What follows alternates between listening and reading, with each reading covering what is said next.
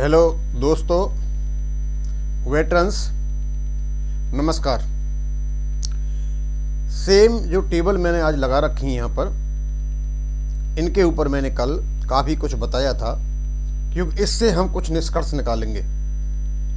फिर उससे पहले मेरे व्यूअर्स के कुछ कमेंट्स हैं, उनको मैं लेना चाहूँगा। सुबह सुबह कल मेरे जानकार का एक फ़ोन आया। बोला, सर ये बताइए कि हवलदार ACP 1 को जो डिसेबिलिटी पेंशन मिलेगी वो हवलदार की मिलेगी या नायब सूबेदार की मिलेगी, क्योंकि उनकी जो पेंशन है लगभग नायब सूबेदार के बराबर होती है, जो लगभग 2006 के बाद भर्ती हुए हैं उनके बता रहा हूँ। उससे पहले जो आ रहे होंगे उनके में अंतर होगा। मैंने उनको बताया कि पहले तो ये था कि जो डिसेबिलिटी जिस रैंक में हुई है उसी रैंक की मिला करती थी, अब वो ख़त्म हो गया है।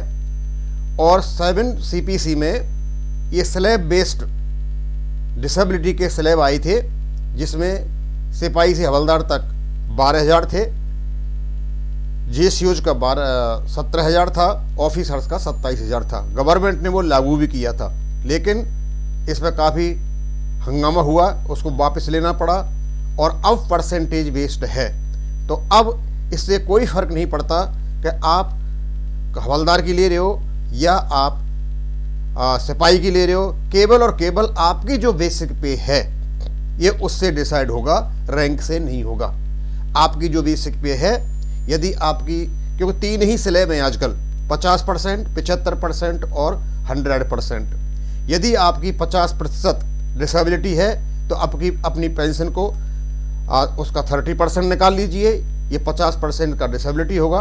यदि आपकी 75% है तो उसमें 45% निकाल लीजिए पेंशन का, वो आपका 75% होगा।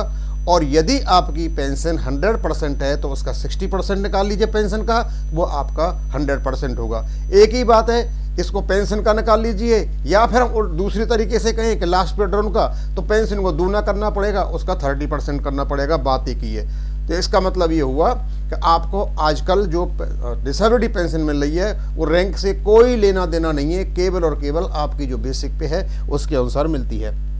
मेरे कुछ काफ़ी दिन से ऑनरेरी सूबेदार मेजरों के कमेंट्स आ रहे हैं कि सर हमारा भी कुछ बताइए।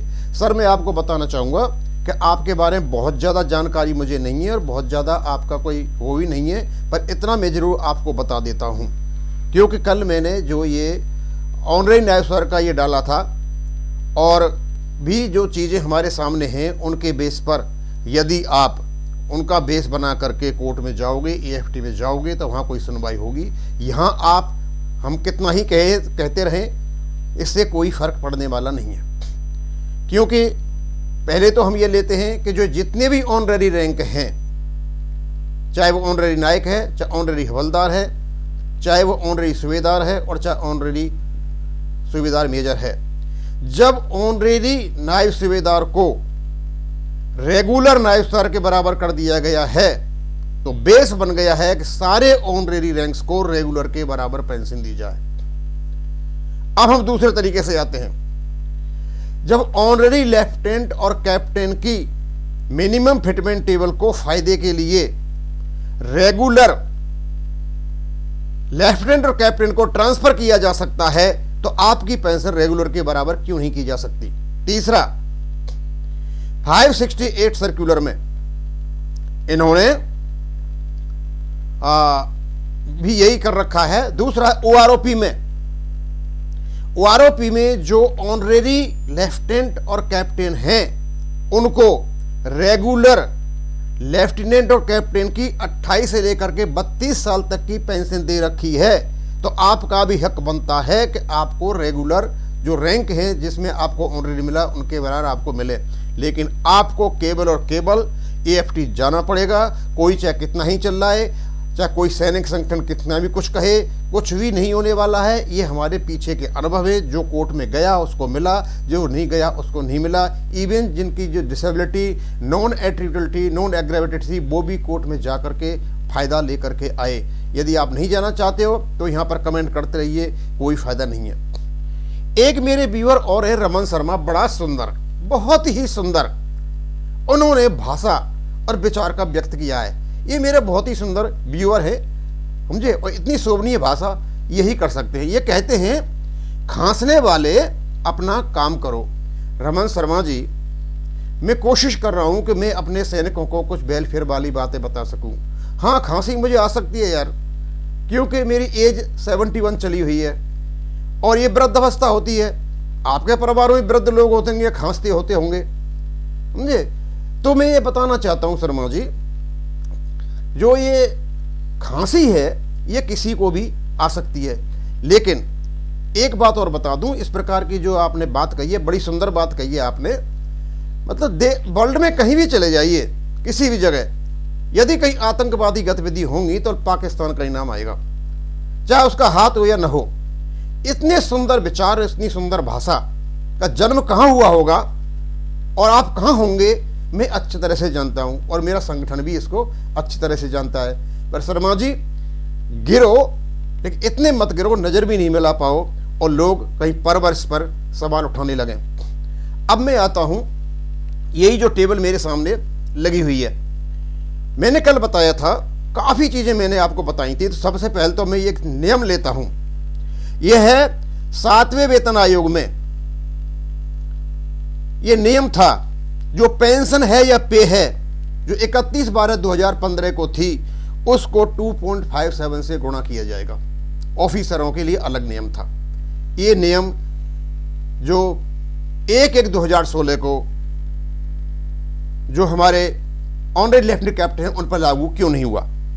उसके बाद ऑनरेरी लेफ्टिनेंट की बेसिक पे 31/12/2015 को 30,930 थी और ऑनरेरी कैप्टन की बेसिक पे 32,290 थी, जो मैंने यहां दे रखा है। और इनका जो कैलकुलेशन आता है 7 फिक्सेशन में, ऑनरेरी लेफ्टिनेंट का 80,000 आता है और कैप्टन का 84,090 आता है। इसका आधा इनकी पेंशन बनती है। लेकिन ऑनरेरी कैप्टन ने ही मुझे बताया है कि अब जो पेंशन आ रही है 1/1/2016 के बाद और उससे पहले जो आए थे, उनमें 3-4 हजार रुपये का फर्क है। एक्चुअल मुझे पता नहीं है, इसका मतलब उनका फिक्सेशन सही नहीं हुआ है।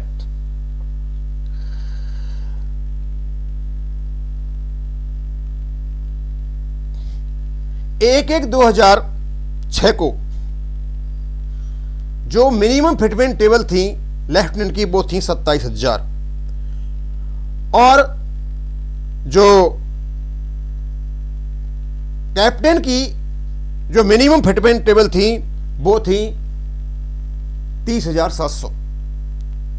24/9/2012 को इनको बदलकर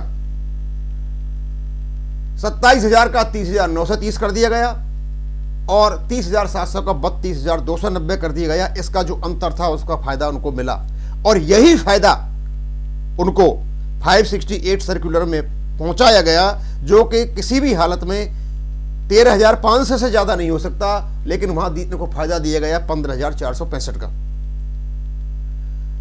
अब जब इसका कैलकुलेशन किया जाता है, क्योंकि 568 सर्कुलर में केवल और केवल मिनिमम फिटमेंट टेबल का 50% देना था, लेकिन और वो मिनिमम फिटमेंट टेबल जो 5वां वेतन आयोग था उसके निचले पायदान से बने थे।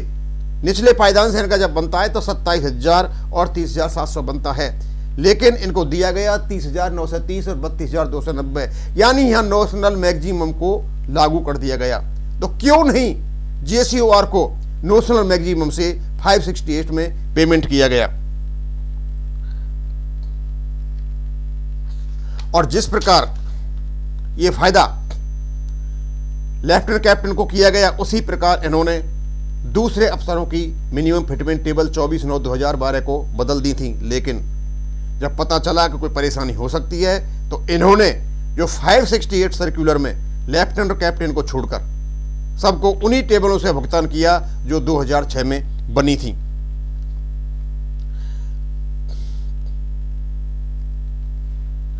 अब एक बात और निकल करके आती है कि जब आप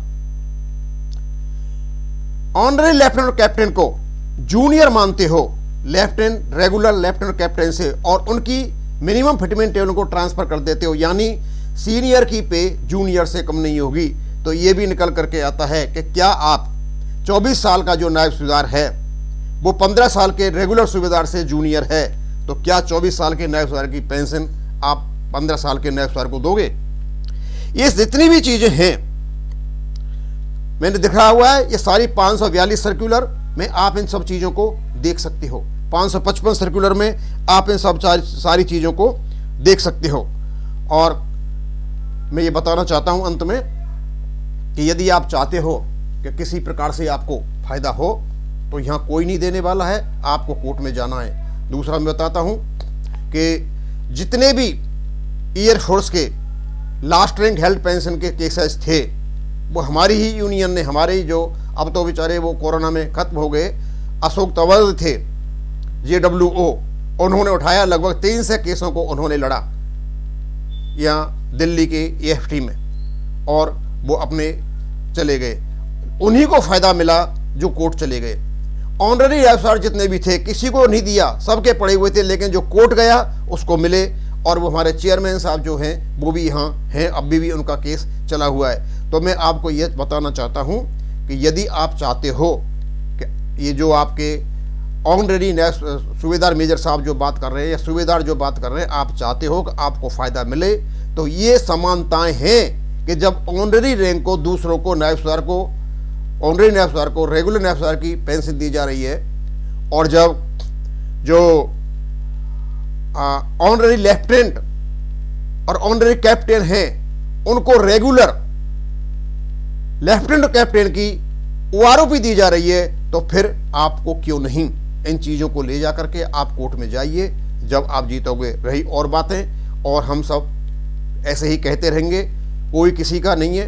अपना केस आप स्वयं देखें, कोई यूनियन भी इसको नहीं सुलझा सकती है। कोई कहने को तो कुछ भी कहता रहे, लेकिन आपको केवल और केवल आपको ये कोर्ट सुलझा सकता है। AFT के वकीलों को जाके बताइए कि जब ये चीज़ें हैं तो फिर हमारे लिए क्यों नहीं। मैं आपको बस इसको यहाँ ही ख़त्म करना चाहूँगा। थैंक यू, धन्यवाद।